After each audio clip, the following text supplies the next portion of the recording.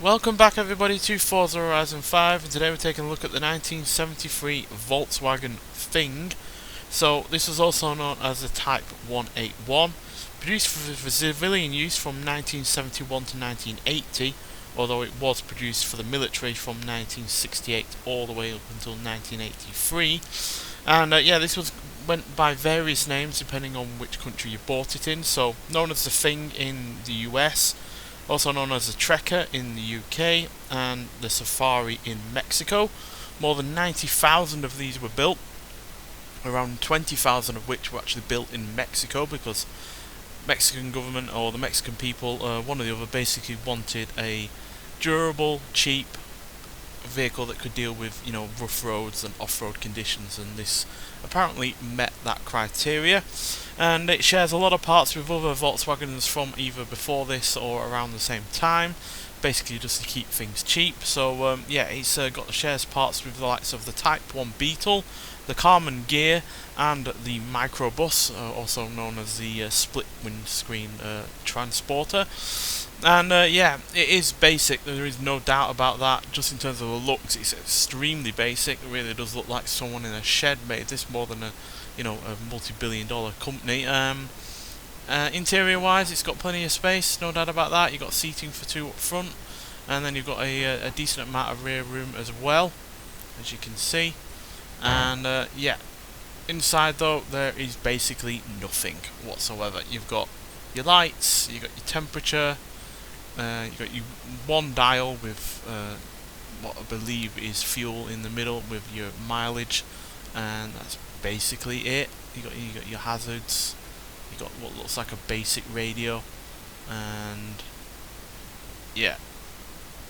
basically it outside of a glove box. To be honest, there were drainage holes and rubber mats and such to keep things durable on the inside.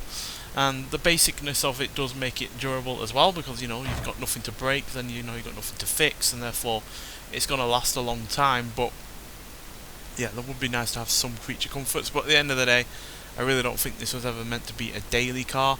It's more meant for, going to the beach, or for tourists to drive around, briefly while on holiday or anything like that. Doubt most people use this as a daily driver. I imagine it would have been intolerable for a lot of the time. Now, obviously, you can take the roof down on this car, as you can see by all of the little latchings on the back there. But that does mean that you've got no real boot space, because there is no boot lid. And that means you'd have to go in for the rear to go and put anything in that compartment at the back, which does look spacious, but it's hardly practical to get to. Not only can you take the roof down, but you can take all four doors off of this as well. Again, if you're going to the beach or anything like that, makes it reasonably usable kind of car in that regard. But there's no front really. That's just a spare tyre and fuel tank, so no real room there. And despite the initial plan for this car to be all-wheel drive, and I think even amphibious in some regards, and being used for the military, it's ultimately a very weak, half-arsed attempt at being an off-road vehicle. Sure, it does have good ground clearance, as you can see, plenty of ground clearance under there, so it's going to deal with rough roads nicely. But it's only rear-engined and rear-wheel drive, so there is no all-wheel drive option. And the power plant is from the Volkswagen Beetle, basically. It's a 1.6 litre flat 4, producing only 46 horsepower and 72 pounds-feet of torque. Now granted, it is not particularly heavy at 1,920 pounds, but even so, that is still 160 pounds more than the Beetle. Now granted, this is more practical than the Beetle. 4 doors, you can fit 3 adults in the back easily, which I doubt you'd be able to do with the Beetle. Certainly not as comfortably as the Beetle, as this, considering this doesn't have it has a lot more headroom. But yeah, it's nowhere near as stylish, it's nowhere near as lovable as the Beetle. I know some people do, some people don't, but you can certainly see why some people would see the Beetle as being lovable. But this, it's really rather rudimentary, and just comes across as a car that you'd use very rarely, if at all, for normal day-to-day usage. It just looks like a kind of an outdoor kind of vehicle, an outdoor pursuit vehicle in some regards, camping, going to the beach, or for tourists. But like I said, if anyone did use this on a daily basis, then most power to you, quite frankly, because it does not look like a comfortable car to be in, and nor does it look like a something that would be nice to drive on a general basis, given it's not got that much power, it's not got that much equipment, and yeah, it doesn't look safe at all. In fact, this was so unsafe by the time 1975 rolled around, it wasn't able to be made in the US anymore because of new safety regulations. And even though it was sold in the UK, like I said, as a Trekker, it lasted not even a year in the UK because it just didn't sell at all. So yeah, not a very great car by the sounds of things, but let's nonetheless get out onto the open road and see what it can do. Right, so here we are at the drag strip, so let's see what this car can do, which unfortunately is not much. So yeah, let's see what we can do before we hit the speed camera. So yeah, with only 46 horsepower, this is hardly going to be the quickest of vehicles, especially considering it weighs a lot more than, say, a Beetle or a Mayor's Manx, which is also based on the Beetle, like this one is.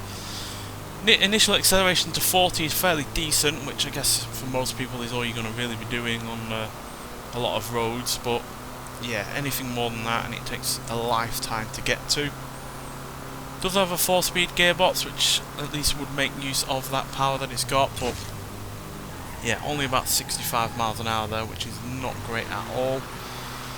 And yeah, makes a typical rattly flat 4 engine sound like a lot of Volkswagens from the period. And yeah, it's just not particularly exciting to drive. Granted though, I am fine with the fact that it's in the game. You know, it's a kind of weird thing that you don't typically see in racing games, and yeah, I am fine with it. I just wish, you know, when it came to actually developing the car back in the day, that they actually went through with it having all-wheel drive and a decent amount of power and such, but it feels like it was done extremely on the cheap, just purely to make profit at the end of the day, which is why it shares a lot of parts with other Volkswagens. It doesn't seem to have been really put much thought into the design. You know, it's not got no boot lid, it's got no, you know, seemingly rollover protection or anything like that, and yeah, that just makes it an extremely unsafe car. So bottom of D class, as you'd expect, just like a lot of other Volkswagens, and yeah, I'm pretty sure Volkswagen now have some of the most amount of cars at P100. You look at the Pickup LX, and then the Type 2, the Beetle, the double cab pickup, and now you join this alongside it. It's, yeah, it looks like they've got the slowest cars on offer from anyone. Now granted, stat-wise it's fairly decent. Off-road capability and handling and I guess launch are fairly solid. Braking is okay for a sub £2,000 car, but yeah, acceleration and top speed are not great whatsoever. And yeah, if you compare it to the Beetle, the only real advantage this has over it is braking, due to being 10 years newer, and the off-road capability. Everything else is either as good as or worse. So it's not a brilliant car, but I'm looking forward to seeing what I can do with it upgrade-wise, because it should be funny to race this properly.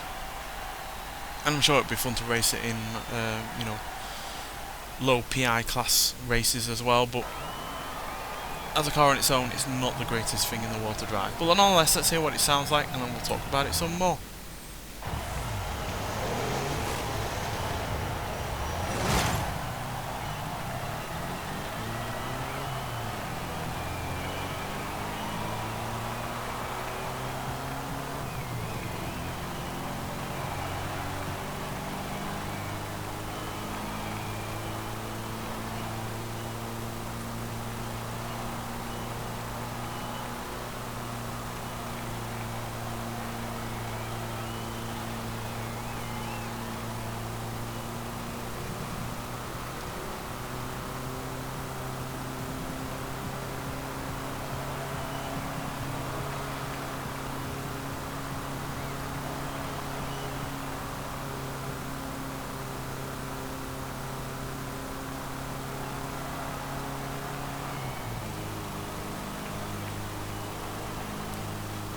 So yeah, it's fun enough to drive once you are up to speed, but it does take an awful long time to get there.